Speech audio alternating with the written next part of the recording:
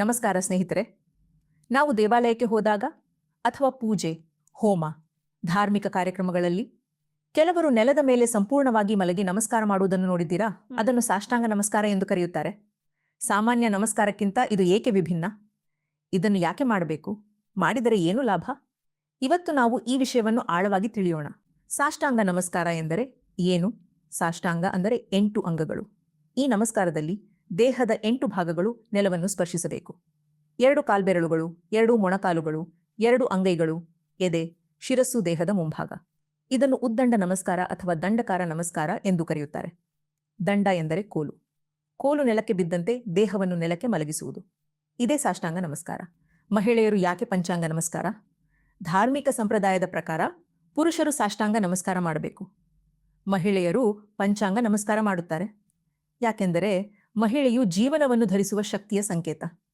ಆದ್ದರಿಂದ ಅವಳ ದೇಹದ ಕೆಲವು ಭಾಗಗಳು ನೆಲವನ್ನು ಸ್ಪರ್ಶಿಸಬಾರದು ಎಂಬ ಸಂಪ್ರದಾಯದ ನಂಬಿಕೆ ಇದೆ. ಸಾಷ್ಟಾಂಗ ನಮಸ್ಕಾರದ ಲಾಭಗಳು: 1.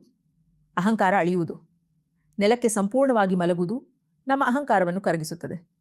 ನಾನು ಎಂಬ ಭಾವನೆ ಕಡಿಮೆಯಾಗುತ್ತದೆ.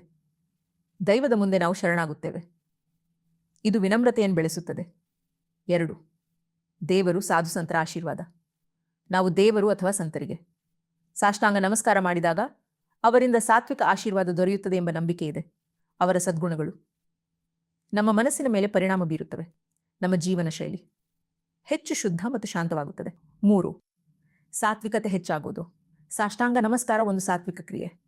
ಈ ಭಂಗಿಯಲ್ಲಿ ನಾವು ಸಂಪೂರ್ಣ ಶರಣಾಗುತ್ತೇವೆ.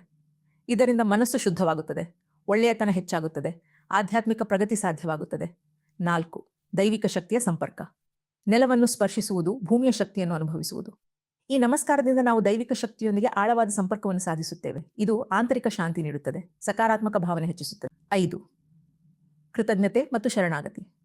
ಕೋಲು ಕೈಯಲ್ಲಿ ಇದ್ದಾಗ ಮಾತ್ರ ಉಪಯೋಗ. ನೆಲಕ್ಕೆ ಬಿದ್ದಾಗ ಅದು ಶಕ್ತಿ ಇಲ್ಲ.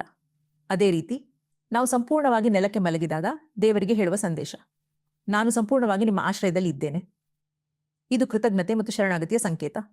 ಕೊನೆಯ ಸಂದೇಶ: ಸ್ನೇಹಿತರೆ, ಸಾಷ್ಟಾಂಗ ನಮಸ್ಕಾರ ಒಂದು ಶಾರೀರಿಕ ಕ್ರಿಯೆ ಮಾತ್ರವಲ್ಲ, ಅದು ಮನಸ್ಸಿನ ಪರಿವರ್ತನೆ. ಒಮ್ಮೆ ಮಾಡಿದರೂ ನೀವು ಅದರ ಶಾಂತಿಯನ್ನು ಅನುಭವಿಸುತ್ತೀರಿ. ಈ ಮಾಹಿತಿ ನಿಮಗೆ ಉಪಯುಕ್ತವಾಗಿದ್ದರೆ ಲೈಕ್ ಮಾಡಿ, ಶೇರ್ ಮಾಡಿ. Kannada life lessons YouTube channel subscribe ಮಾಡಿ. ಇನ್ನಷ್ಟು ಧಾರ್ಮಿಕ ಮತ್ತು ಆಧ್ಯಾತ್ಮಿಕ ವಿಷಯಗಳಿಗೆ ನಮ್ಮ ಚಾನೆಲ್ ಜೊತೆ ಇರಿ.